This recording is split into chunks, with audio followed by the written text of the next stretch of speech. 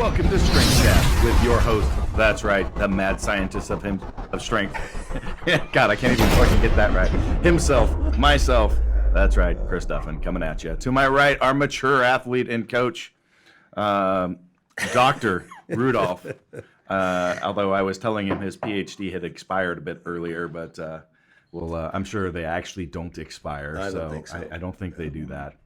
And good news is I got some continued education units for the FISET certification. I think it might. Keep his PhD. Can I buy those from you? Yeah, you just got to take the course. It's like a 2-weekend course. Keep your PhD live. And then to my left, the wizard of training, the man himself that is unable to park, apparently. The wizard of parking. The wizard of... it is not the wizard of parking. So I am now the wizard of parking. So, I've been getting so annoyed this last week or weeks. I don't know. We have a parking issue, right? So the gym's growing. Well, the I don't have an issue. Yeah, he doesn't have an issue. I know. That's what it takes 2 parking spots. Did we talk about this last week? Yeah, maybe. I don't remember. Anyway, I went out and hand painted new lines on the parking lot, creating extra spaces. Should have done them a different color if you did that. Nope. Not a single other person has a problem other than yourself. And you're not even parking between any other. You just randomly just park. Like, just over the top. I parallel parked today. I've actually had some parking issues myself recently. I was at Starbucks the other day. I was sitting I usually work at Starbucks. That's where I do all my writing and like my coaching work and stuff. I just sit on the laptop and work there. And I was in the car with my girlfriend. We were talking, getting ready to figure out where we were going to go to eat lunch. And this guy pulls in, this old guy pulls in next to us, like real close, real tight. That happened to me today too. she's like, "Bill, you better watch. This guy's gonna probably hit the car," So I'm like, no, he probably won't do it. But I looked over, and sure enough, he's like this old, like hard ass looking dude, white mustache, chunky guy, looks angry, and he's got these thick Coke bottle glasses on. He opens the door into the car, and like not only was I shocked that he hit it so hard, but he rammed it like 3 more times. Whoa! Like smashing it. Yeah, just smashed it. Like he was so pissed that the car was in the way that he was just going to smash the shit out of my car. Now he clearly had no idea that we were in the vehicle because he was old and blind. Right. And I jumped out. I'm like, what the fuck? Yeah, I'm losing my mind, screaming at this dude in the park. I'm like, what are you doing? I'm like, you did that 4 times in a row. I just watched you do that. And then he goes, I wasn't able to perceive that I was actually hitting your car. I'm like, if you can't perceive that you're hitting someone's car, maybe you shouldn't be driving. Yeah. Yeah. So then I'm like, let's report this to insurance. And he tries to take off. That's I had to super funny. I had to stand in front of his car and get his license plate and make him, give me his insurance information before I let him leave. To be fair, most of the previous parking infractions, I haven't been able to perceive the lines that were there.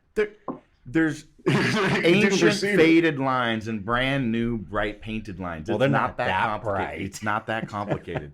Not a single other person It's become has a game problem now. other than Andre. Andre's now doing the same thing. I don't know anybody. I don't know anybody that's yellow colorblind. I know red, green is a thing. I know it's blue, really bad. Yeah, it's but really yellow color blindness. I don't know. So I gave our janitor a die grinder with a wire wheel and had him out there stripping the old lines off the parking lot the other day. And now I come in this morning, and Brandon and Rudy are racing because they're late for this interview. So they're literally drag racing down. Well, we were on time, but we both wanted to get. I had to pull up, or I would have wiped out a pedestrian. He was not happy. The perception argument is actually like maybe the best argument you can make. So funny because it's like I didn't perceive that as lines there. What do you say? What can you say to that? Okay, maybe you didn't. So literally the day after having all the lines stripped, I'm standing there and I watch Brandon screaming in and pull across 3 parking spaces and park and jump out this morning. So like his car is parked over 3 parking spaces right now out front. I walked into the podcast room today and Chris is just silently eating a pomegranate popsicle, super mad. He wouldn't even look at me. He's just sitting there. It's far too early for a popsicle, too, by the way. It's fruit. You're mad eating a popsicle. That's what I said. That's how you be mad eating. That's like eating ice cream and being pissed off. I don't understand how it was some fruit to go with my breakfast. Pomegranate with breakfast. I am probably going to move it today because I am a little bit afraid of how mad you got. Well, here's the thing. So Brandon is not aware. Like I had a previous property, a rental property, and a development property. I know this And, story. and people would come and park in And front he of the pulled house. it away, but Yeah. So I'd drive up with my truck and I'd like yell up and down the street, knock on doors, like people need to move it, and nobody'd move it. So I've got this big giant, twin turbo monster truck. So I would hook up to the rear axle and freaking drive down the street with their vehicle and just leave it in the middle of the street. Well, you should incentivize me to park elsewhere. And people would come out running, yelling at me at that point. And I'd be like, Are you just laid down the gauntlet? Did you hear that he said? What? He said you should incentivize me to park elsewhere. That would be enough incentive. We're going to pull it out and park it on. I need my own parking spot. He's going to park it in the fast lane on 205. Is that enough incentive? Oh, God. Lay down like a spike strip. Well, then I'll never move. So who's the fourth voice in on this conversation? Oh yeah, here we've this got morning? someone else here with us. So we would like to welcome Swede Burns to the podcast. So welcome. Hey, what's up, guys? Thank you for having me. Thanks for joining our banter. So for those that don't know Swede, Swede is owner of Keyhole Barbell. He's a columnist for Elite FTS. You'll see quite a bit of his work on there. An independent author outside of that, so you can find a number of his works elsewhere. He is a pretty well-known coach in the powerlifting community and has coached a number of top-level lifters. I'm sure we'll dive into some of that as we get over the course of the podcast. Author of training and other works, I guess, poetry and things like that. So we'll skip the poetry for today. So It's not really. It doesn't seem to be a related topic. Maybe poems about parking spots. Yeah. So, Swede, I just wanted to start out. I know that you've got kind of an interesting story getting to where you're at today in life, and I just left that kind of broad, so I'll let you kind of take that, so I'm not telling any pieces of that. But I know that that's affected kind of your mindset and approach to things, both in lifting and business and life. So let's start out there. Absolutely. So let's see how far I take this back. I probably should start. Well, I started powerlifting in high school, so we'll start with powerlifting. I did other sports and stuff before that, but I did 2 powerlifting meets in high school, which was about 1,000 years ago. It's actually been 16, I've told you a million times not to exaggerate. Sweet. 23 years ago, I did my first meet. So I've been involved in the sport in some respect, essentially throughout that time. There were a lot of ups and downs, though. I did bodybuilding for 7 years. I did pretty well in bodybuilding, maybe better than I ever did in powerlifting, actually.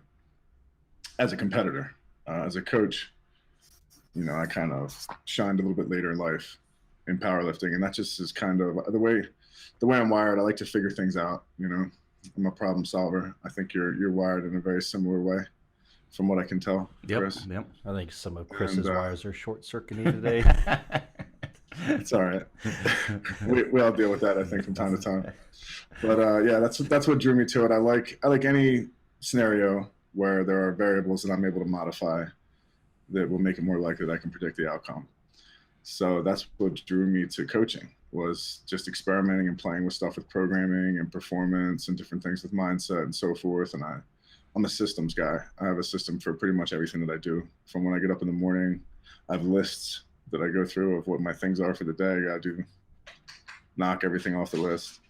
I basically systemized everything in my life. So it makes sense that I would be into the idea of a methodology, which is essentially just a series of rules, And that's FitSet started actually in maybe a very unlikely place.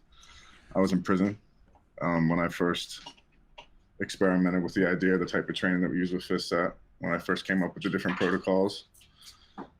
And that was based on Prolepin, but it was really just a matter of I wasn't able to train in higher percentages because there was a limit to the amount of weight that we had available. And the increments were very crude, so it wasn't like we could move up 5 pounds on something. There were plates that were welded together and so forth. So by working in a general percentage range and training for volume, we kind of were able to circumvent most of the issues. There was a nicer gym inside in the prison that I was at, but probably 90% of our training was outdoors, even in the winter, in the snow. We had to go out and shovel out the stuff. and train outside, if you can imagine.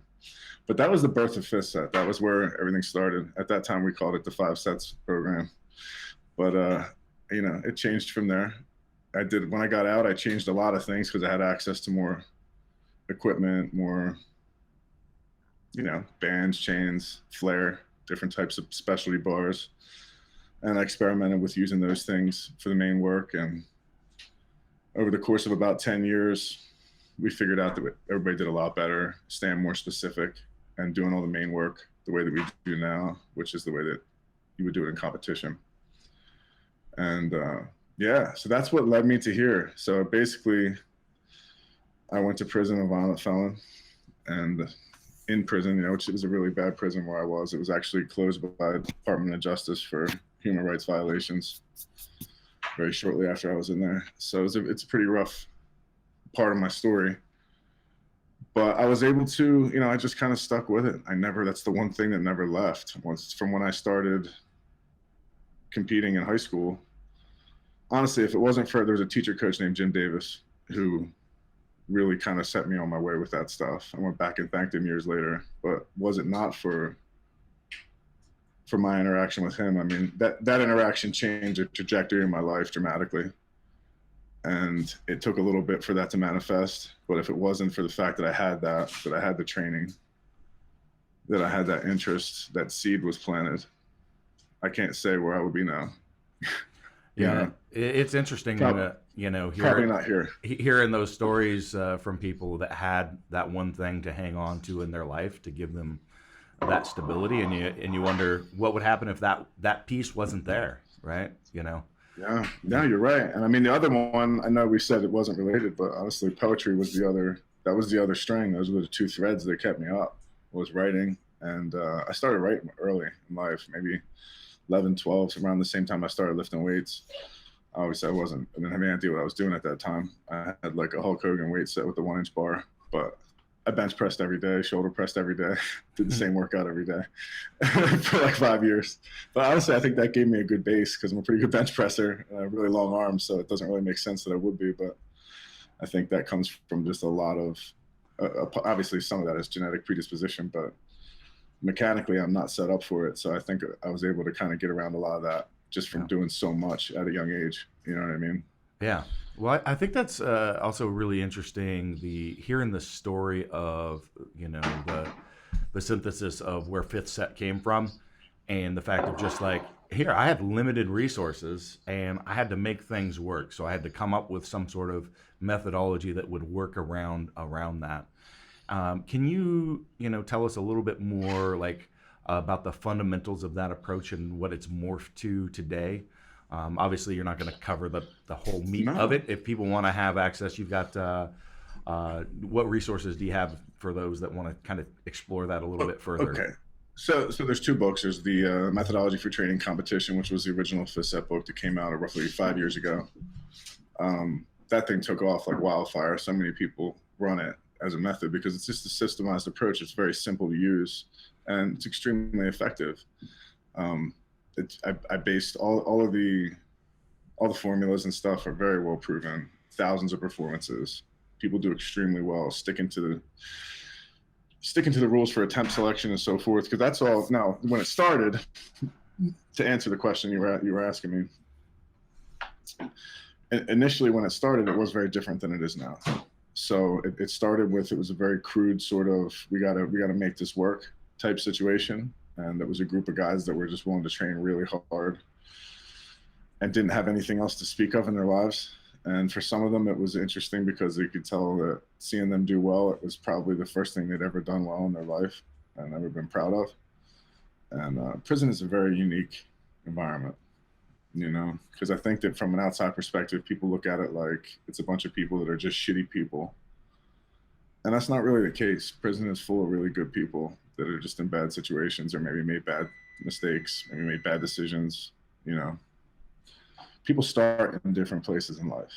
That's an important thing to understand. So a lot of the people I met in prison are some of the best people I've ever met in my life, and they just don't have the resources that I was able to have, you know, that I was able to develop for myself, you know. Everybody's not suited equally. you know? So it was interesting to be able to help people in that respect. But it wasn't as convoluted as it is now. You know, it wasn't as complex as it is now. There was no macrocycle model. There was basically one mesocycle that we repeated again and again. And we figured out very quickly that deloads were important and that we would have to structure that in there regularly.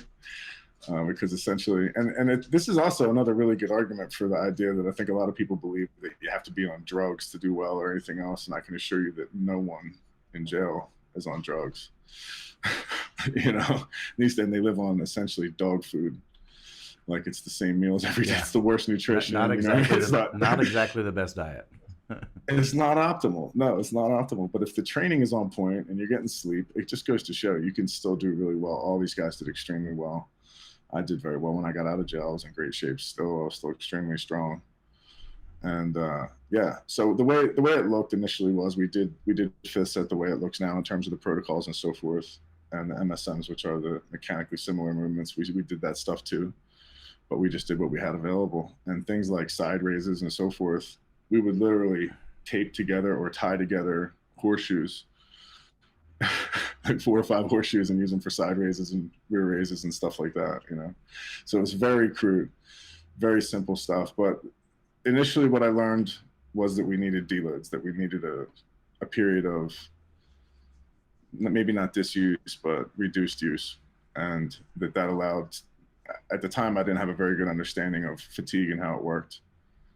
But obviously I have a much more complex understanding of that now, much more robust understanding of that now. And so there was really, at that time, the demand had not presented itself for like a macrocycle model, for a larger cycle that encompassed, you know, multiple mesocycles that were hopefully progressive and changing. And that was something that I figured out later on, you know, as I got out and I was coaching people in powerlifting and working with a large number of lifters. It was something that we just kind of figured out. And I did a lot of research and read what other people were doing, read about Verkhoshansky and the long-term delayed training effect, things like that. I started experimenting with the concept of overreaching to the point where the ability to express the level of fitness is reduced, you know. Mm-hmm. And that is essentially what we do with the fifth set macrocycle. I think a lot of people have a very surface understanding of how it actually works. But in reality, we are, from cycle to cycle, we are trying to beat old AMRAPs and so forth, but that's really just a matter of mindset. Like, so when I ask people, you know, try to beat what you did last time with this weight in the previous mesocycle on a fifth set, which is like an AMRAP, typically. Right. You know, there's different protocols, but typically it's an AMRAP. So the idea would be to try to get more than you did last time. For some people, you know, because people have varying degrees of recoverability, adaptability, motor potential, dexterity, different factors that influence where they would fall on like a normal distribution bell curve for, you know, performance in a sport like powerlifting, right? So some people are going to recover at a rate that exceeds the rate that they're accumulating fatigue. So they're going to adapt also at a rate that exceeds any type of inhibition from fatigue. So some people will actually be able to continue to make progress from cycle to cycle in terms of beating their old AMRAPs and so forth. But some people won't, and that's not necessarily a bad thing. So there is usually by the third mesocycle, there's going to be some suppression. There's going to be some inhibition in terms of the lifter's ability to express their current level of strength. So by the time the peak is done, there's always a peaking cycle at the end prior to a meet, which starts, I use an extended peaking cycle model now, which is 44 days. And essentially fatigue is going to taper off dramatically. Like I have, there's some charts in the book that are very helpful in terms of average rate of fatigue accumulation, how quickly it drops average, you know, and obviously it's theoretical stuff, but it's very well supported by now when you're all the data we have. When you're coaching athletes there, you know, do you differentiate that based on what you learn about their individual recovery rates instead of just using that standard model, or well, how do you look at that? Standard model is it's diagnostic and it's prescriptive. So in other words, if somebody is like, people fail, like beginners will fail for obviously different reasons than more advanced lifters, right? Oh yeah. Like on a max, right? So typically it's stability with beginners. It's issues of being able to maintain good bar path, things like that. It's usually matters of underdevelopment. You know, they're also not very good at doing the movement yet. Whereas someone who's been doing the movement for 10 years, very well developed, they're failing. They're really failing for strength reasons, right? Yep. They're just, it's more on the neurological side. They're just not able to recruit motor units quickly enough to finish the repetition. So someone who is in the latter group that's more advanced, they're typically going to end up getting like 5-6 reps on a fifth set, which is what they need. That person needs a little bit more strength work. 5 reps, for example, would fit into that category nicely. Someone who's more of a beginner, because of the fact that their max is artificially low, because it's the stability is making them fail. So if you use a percentage of what that max is that person's working with, it's a beginner, they might get 15 reps, but that's okay because that's what they need. You know what I mean? So it's it works in real time in that way. Not saying that everybody needs 15 reps, but some people need a little bit more hypertrophy, certainly in the beginning. So just by throwing somebody in there and watching what they do over the course of 3 or 4 months, making obviously modifications as needed. And then there's also the main reason that we use the AMRAP. It's useful for hypertrophy, certainly for myofibrillar hypertrophy. I think it's probably the best prescription that you could give somebody, something in the neighborhood of 80% for as many reps as possible, right? So that ends up being around 6 to 8 reps. And wow, what could be a better deal than that, right? So that's good. But the real reason we're using it is it's a diagnostic for fatigue. So if someone gets 3 or less reps on that AMRAP, based on the precedent work that they've done, more than likely, if the max is relatively correct, more than likely fatigue's too high, and that would be when you'd have a force down a dealer at that point. So it's kind of a safety mechanism. Okay. Something of a stopgap. So I use these tools. I use the method with the people I coach for sure. I mean, that's how I've honed it so well over time. But the average person can pick it up and use it and do very well with it without any coaching, assuming that their movement is decent. I understand that's by no means a safe assumption. But if they were able to move correctly, then you've got to have some sort of level of qualification for as a lifter, right? Yeah. Right. If you've got unrefined motor patterns, that's a whole nother. We've just got to work on that. Yeah. Doesn't matter how you train. If you move like shit, it's like, oh, give me a better bench program. It's like, well, like the old Dave Tate thing. Like, well, do you know how to fucking bench press? Like, exactly. That's kind of important. Yeah. So can you walk us through, really the definition of what that, like, so you're using an AMRAP on this 5th set. Prior to that, what does that look like? Just there's a few different protocols for people that have no experience at all with, what you're talking about. Okay. So for example, let's say we go with the newer protocols there's like the 75% 5th set protocol is one of them. That's in the new book. Actually, that new book is dropping. Evolutions is going to be dropping on Amazon in the next 2 weeks, but it's already out on ebook now on Elite FTS. But essentially, it's not that it's a new protocol. It's just one that wasn't used as frequently prior. And I through more experimentation and more positive results, I realized that this is something that benefits most people. So we use that a lot more frequently now than the others. I still go with the 80% protocol for bench press, but let's say, for example, the 80% is doubles. So it would be 4 doubles at 80%, starting at 80%. And there's progressive incremental increases each microcycle. But starting at 80%, you would do the 4 doubles and then you would do an AMRAP. Okay. So now, for example, with the 75%, those are triples. So you'd be starting, if you had that protocol, with 75% triples, 4 triples. And that's also as incremental increases by the microcycle.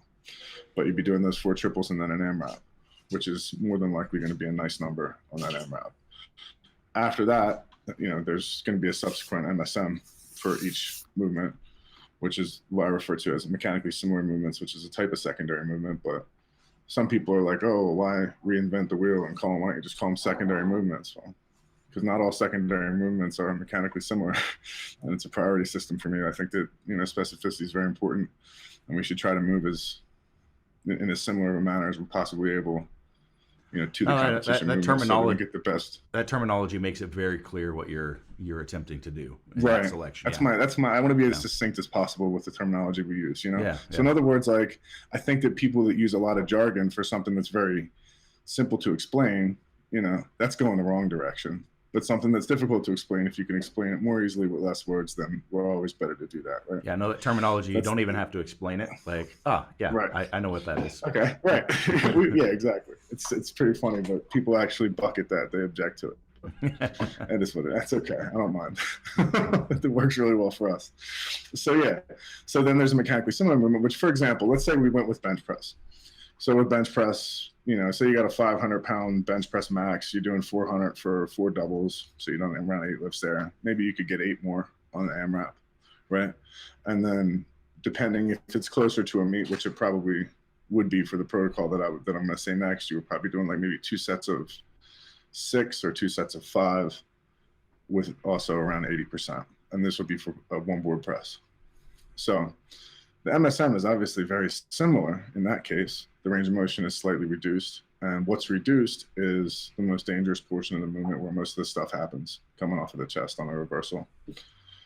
So it basically takes some of the strain off of that amortization phase. You know what I mean? Mm-hmm. And so that's the idea. And it's the same thing with, like, say, rack pulls, for example, for a deadlift, or block pulls for a deadlift. And actually on the deadlift day is the only day where with the new MSM sequence system, it's not really new, but it's new. It's in the new book.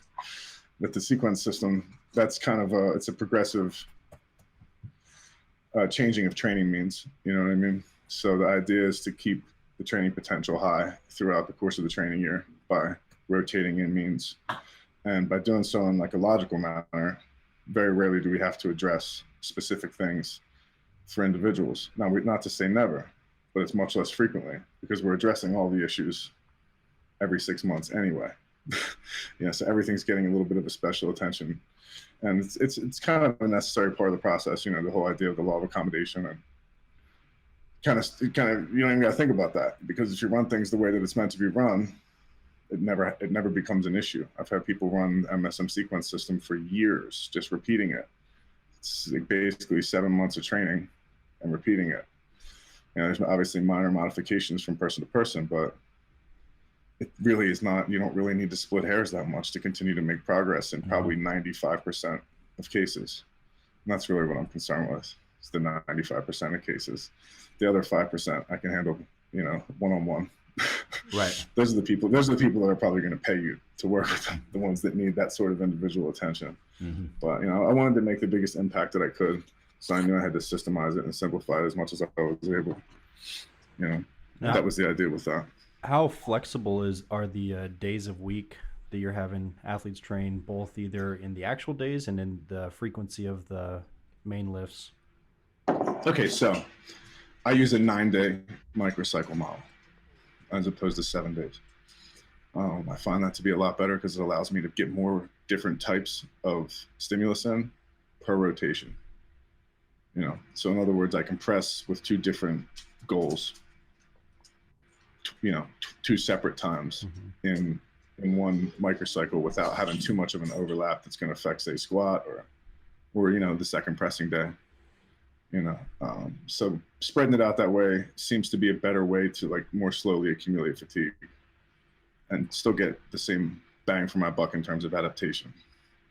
It seems to have helped with overuse injuries, a lot of different things. But the way that I have it set up is there's 4 real training days spread over 9 days. So 4 real training sessions, I should say. But some of them usually need to be split. And almost always they need to be split. Because, for example, what I was saying about the deadlift day having 2 MSMs. So let's say, for example, you're a conventional deadlifter. You do your main deadlift work. It's, you're in microcycle 1, it's 75% for 4 sets of 3 and then an AMRAP. Then you're going to move on and do sumo block pulls from 3 inches, for example, right? And then the next one would be rack pulls, conventional rack pulls, right? Then maybe we have reverse hypers on that template. From there, you might want to split the day because there's a whole lot of back work after that you could do that the next day.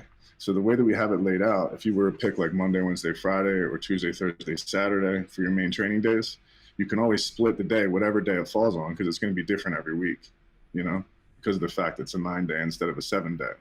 In other words, you're not always deadlifting on Friday, you know. So if you picked Monday, Wednesday, Friday, and you deadlifted on Friday, you got that stuff that I just listed done, you could finish the session in terms of all the assistance work the next day, Sunday, because you wouldn't be training that day anyway. And you don't train again until Monday. So basically, you're doing assistance work, which is obviously it's another stimulus, but it's also good to get in the gym another day and have that, you know, all the benefits to actually having another training session, right? Not to mention, if you do all that work first, that precedent work is definitely going to affect all the subsequent stuff that you're doing in terms of, like, say you got to do multiple sets of pull-ups, you know, heavy barbell rows. Like, typically performance suffers once you've done, you know, 12 sets of deadlifts already.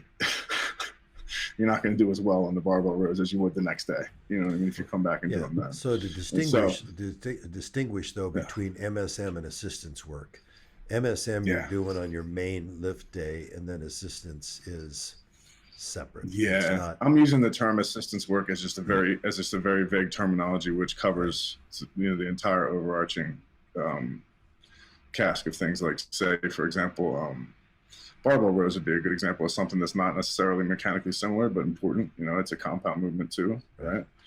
Those are great, huge. You know, everybody needs to do barbell rows if they're able, in my opinion. Pull-ups also, I think, are a stalwart, should probably be included in every program for people that are able. Of course, there's barring limitations. But yeah, stuff like that. So those would be the things that are important, and those are typically trained more with, you know, hypertrophy type rep scheme. But, you know, certainly as we get closer to meets, even that stuff, the reps get a little bit lower, the intensity gets a little bit higher. Yeah, I think that, you know, extended microcycles are probably one of the most underutilized things in most people's training plans. You know, you might stack up, if you're doing a 9-day rotation, you might stack up a handful of primary training days more over the course of maybe 4 to 6 months. But I don't think a lot of people consider anything outside of a week, just because it usually stacks up with the rest of their life. You're doing quite a bit of, what do we have you on now? Is it 9 days still? We're on a 9-day right now. Yeah, I'm on a really? I'm on a 9-day right now. Yeah. No, I was actually just to chime in saying the same thing Brandon did. I think so many people get stuck in this. A week is 7 days, and that's what my microcycles are going to be. Yeah. And it could be more, it could be less. Like, you have so much. But again, you know, people's lives are also, you know, an important factor too. You know, the level of, you know, that you've got so many other pieces of the puzzle. So much easier adherence. It's so much easier to have that 9 days, because then you have that option of saying, like, you know what, I have to miss this day, I can pick up the next day where I left off. And it doesn't mess anything up. If you roll with the 9-day microcycle model, it really doesn't affect anything. Mm-hmm. So it allows you to, and instead of what ends up happening a lot, which is kind of what you were talking about, where people's personal lives show up, where you get sick or something happens where you miss a session. Now, if you're training, like, you know, bench is Monday every week, because your body doesn't know that it's fucking Monday. You know what I mean? No. It doesn't know that. It has no idea that it's Monday. So it could be Monday, it could be Wednesday, you know. But what ends up happening is people try and cram this training that they've missed into a shorter period of time. Injury, the likelihood of injury, it's a huge risk factor for injury, to train more frequently with higher intensity stuff like that, which is what ends up happening when people try and cram it all into 1 week. You know, they miss a day. What do? Do you skip that day this week? Do you jam it all in before it's time to repeat next week? It's not an attractive proposition. Try to double up on sessions on a Saturday or something like that, you know. Right. Which, you know, we've all done that, but it always usually ends poorly eventually. If you look back at the times you've done it, you're like, oh yeah, that was the time I tore my bicep. That was the time I tore my calf. Like, when I was doing some dumb stuff, you know. Didn't you tell me one time that didn't you tear a pec doing rings or something like that? Yes, I did. Yeah, Iron Cross. Right. Iron Cross. Yeah. Iron, even better. Iron Cross. After benching. Like, it's always really stupidest shit. Yeah, one of the stupidest things I've done. and you look back and you're like, well, this is the reason I ask, is because you were part of the survey that I did for Evolutions, which was on pec tears and competitive powerlifter. Okay. So you were one of the people, one of the respondents. So you know, it's in the book, but you know, I don't think I mentioned the Iron Cross thing, but it was the causes of the pec tears, you know, and it was crazy because I think I had 48 people that I interviewed, and 42 of them were just doing bench press that they tore their pecs. Obviously, that's the most likely scenario for powerlifters. Oh, it's really common. Pec or bicep. Another thing, Yeah. another thing that was different for us than anybody else was that when you look at what most pec tears are, they're actually tendon tears or at the muscular tendinous junction, because most of it is traumatic impact. It's some acute impact, because the average person's not bench pressing. They get in a car accident, they fall down. That's how they're tearing a pec. But for us, it was actually belly tears. Way more than half were belly tears. So that's interesting too. We're a little bit different in that way. Yeah. It looks like, obviously it's just one survey, but it's pretty specific in that everybody was a competitive powerlifter and everybody had pec tears. And what was also interesting was, even though some of these people that I interviewed, the pec tear only happened a year ago, far more than half had already torn the same pec again. So, which suggests that, you know, you're likely to tear the same pec once you've done it if you're not careful. Now I see that, just anecdotally, I can tell you I've seen the same thing repeated. Yeah. Or people too. just trying to Actually, they try to get back to it too fast and don't and do the the proper long-term work. scar tissue shit too, right? Don't you think? Absolutely. I made a protocol based on some of Donnie's stuff that helped me a lot, because I had 4 pec tears, and they were pretty minor, most of them. One of them was pretty bad, but I put together a protocol that was kind of like tempering with blood in there ahead of time. So on the second pressing day, where we do, like, for example, it's like a wide grip, which is made just 2 fingers wider than whatever your competition grip is, and it's multiple sets of 25 with around 50%, and it's pretty brutal. It's more brutal than it sounds. I've done actually some very similar training, quite a bit. Well, it's been a long time, but I know what you're talking about. Yeah, that feeling. So there's all that volume, all that blood, and there's metabolites in there, right? And this is an ideal time to do tempering, or what I've moved on to now, honestly, is the percussion stuff, because I can get very specific with where there's issues in terms of knots and so forth, right? Type of adhesions. And also, that was another interesting thing on the survey. Most people, and it was something in the area of like 75% of the respondents said that they had a warning in terms of knots before a tour. There were some kind of adhesions, or, you know, an area where there was knots in the pec that tore beforehand. So that it suggests, I mean, obviously that these are likely connected things. I mean, obviously it's a little better than an anecdote, but it's, you know, it's definitely specific. Well, to it our suggests population, if you're a competitive power lifter, that you ought to be getting body work done by an LMT pretty regularly. Make sure that you don't have issues. That was my recommendation in the book as well. Yeah. And there's a chapter called Risk Factors for Injury in Evolution, where I talk about various issues that we face as powerlifters and other competitive strength sports there's external validity to the stuff I'm talking about there. Sure. But and that's one of the things I addressed, was the fact that we're more likely, so that there may be some benefit there, you know. And actually, since I've done the stuff that I was talking about regularly, I haven't had another pec tear, and it's been almost 5 years, and I'm still training the same, and I have a lot of other people doing this stuff, and they're doing very well with it too. So, you know, very rarely do we have pec tears now. So that might be something that's pretty easily addressed with a little bit of proactive, you know. Well, that's the biggest thing. So that there is actually usually a lot of breaks, and I mean, we talk about fatigue accumulation and stuff like that, but people never, I wouldn't say never, but I see a lot of times people not diving to understand a root cause, right? And you know, we see with powerlifters all the time that like forward pull in the shoulder and that just tightening, and then you watch them bench and you'll start seeing that lack of internal rotation because those tight pecs are moving the shoulder into a bad position, and then you end up tearing the muscle, right? And so what you're talking about is actually going to relieve that pressure and actually allow for probably better, you know, loosening those issues that are causing you to have that internal rotational on the bottom of that bench press, right? Another aspect of that is that we usually will put the bow tie on between sets. Like a tight, you know, you're familiar with Donnie's bow tie thing. Right, yeah. So I have like the prototype for one of those that was like sewn up knee wraps that he sent to me like many years ago. I still use that, but a bunch of my guys have them too now. So when you're full of blood, like on those sets of 25, and throwing that on in between sets as you're warming up, and then just beating everything up when you're totally pumped full of blood, is amazing. It works so well. But yeah, a little bit of pec health stuff does wonders, because when that starts tightening up, you've got major dysfunction on how the shoulder operates while you're pressing. So no, it's amazing. I agree 100%, man. To the little bit of just looking at, like you said, what's the underlying cause? I always want to know why. The same thing like with, that's it's a little bit discouraging about medicine now. Like you go to the doctors, I have bronchitis. Okay, well, here's an antibiotic. All right. You come back like 2 months later, I have bronchitis. Okay, here's an antibiotic. It's like at a certain point, like, we're going to talk about why the fuck do I keep getting bronchitis? Like, it's just treating symptoms. And it's the same thing with what we do. Absolutely. That's any sports science. It's like, well, you can just floss that tendonitis. It's like, well, why do I keep getting fucking tendonitis? Yeah. Can we deal with that? So we call it trying to find the painless dysfunction, because everybody's got, I've got this tight area and it hurts, and it's like, okay, well, where's the related like dysfunction that we've got going on that you don't have pain that's causing you to have those patterns and things going on? And that's what you really need to address to have a longer term fix, because you're going to either fix that issue and it's going to keep coming back, or you're going to fix it and it's going to move somewhere else in the body because you still never fix the underlying issue. Very rarely is it actually the root cause is that area that you're having pain. I agree. That's the output. It's bad movement and overuse is what I've seen. Well, those are two biggest culprits to be. And overuse, I mean, the research is pretty clear. That is usually the driver, right? So. Right. Yeah. I mean, tendonitis is an overuse injury by definition, right? I mean, it is what it is. Unless it's something acute, it's almost always an overuse injury.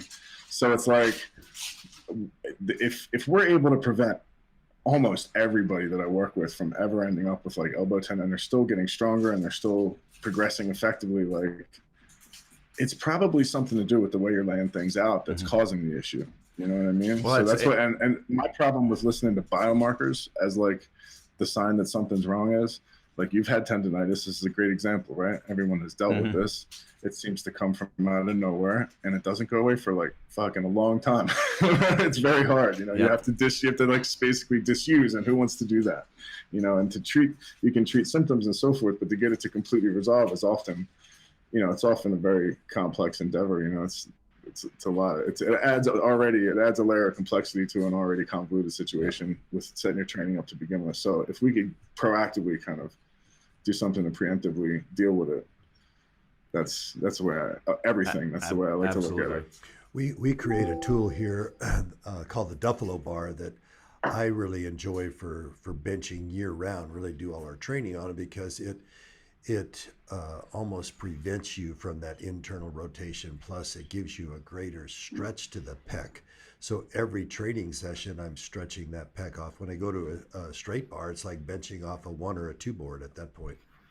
Right, it's very easy that way. Yeah. I agree. Plus, it seems to have a little bit more posterior deltoid involvement as well. Absolutely. Which is a huge benefit for pressing, especially for me because I'm not able to really press overhead.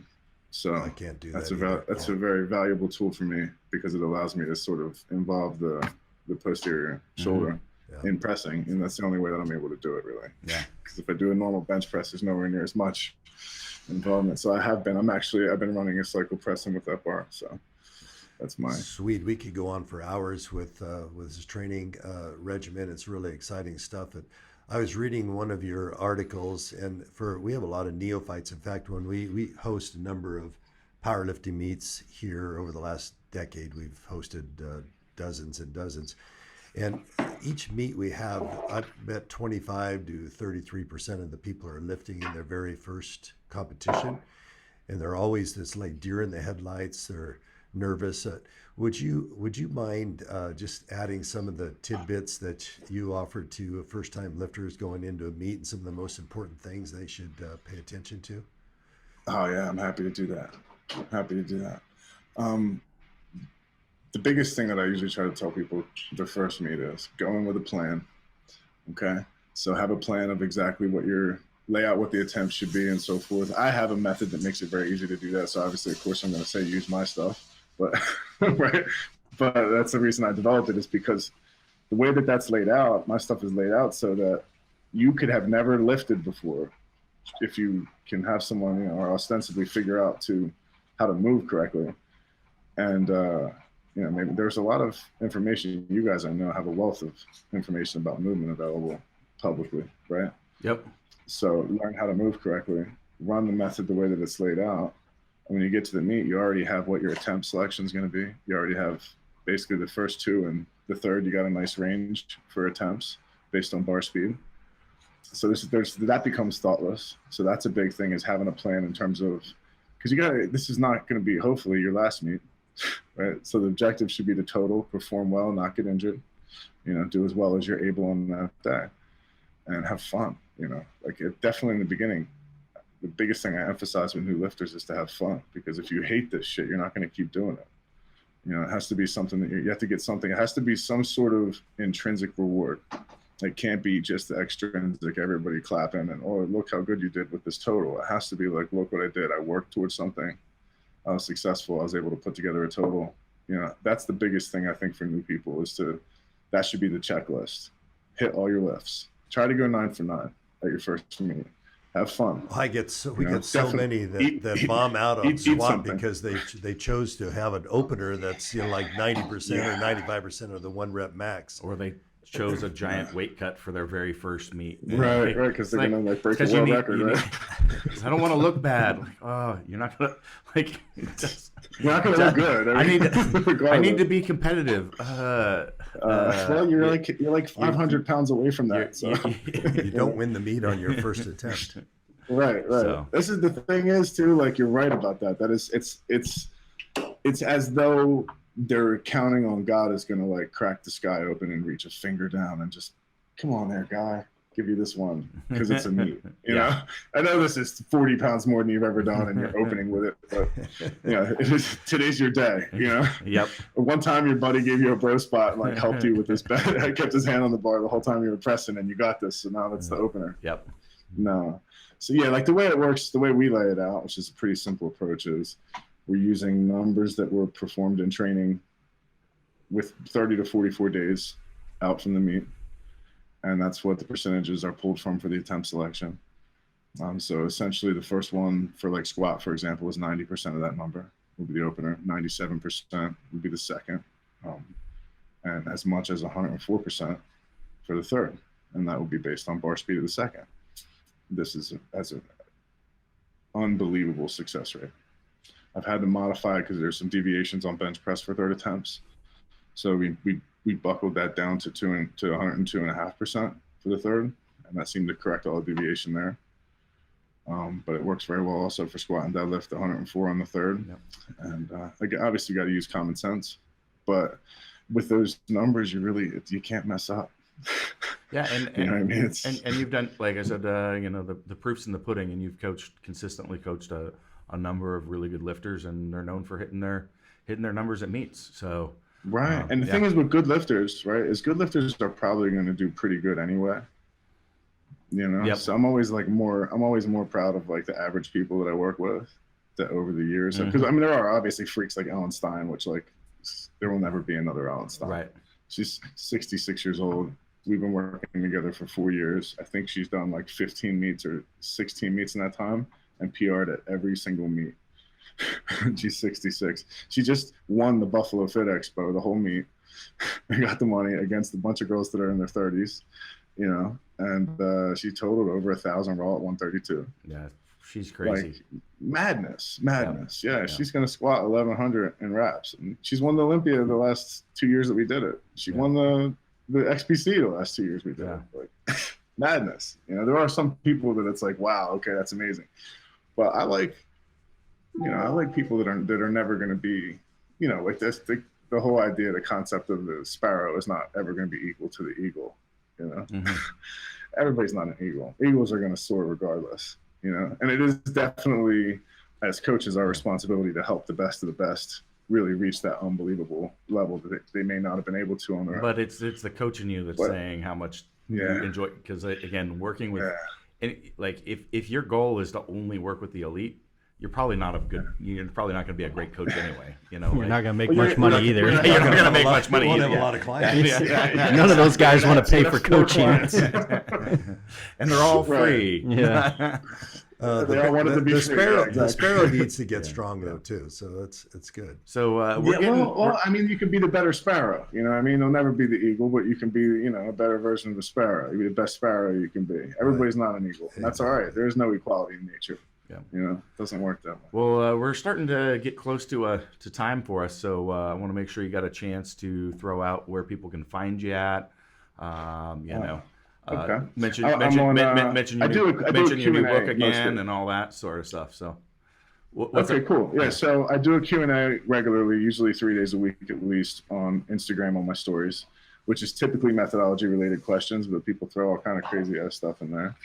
So that's one thing that's available. That's MF Swede at Instagram. So I think it's worth following just for the Q&A. I have another book, Fifth Set Evolutions, that's going to be dropping in the next 2 weeks on Amazon. That's also available on Elite FTS in ebook format, but the paperback will be on Amazon in 2 weeks.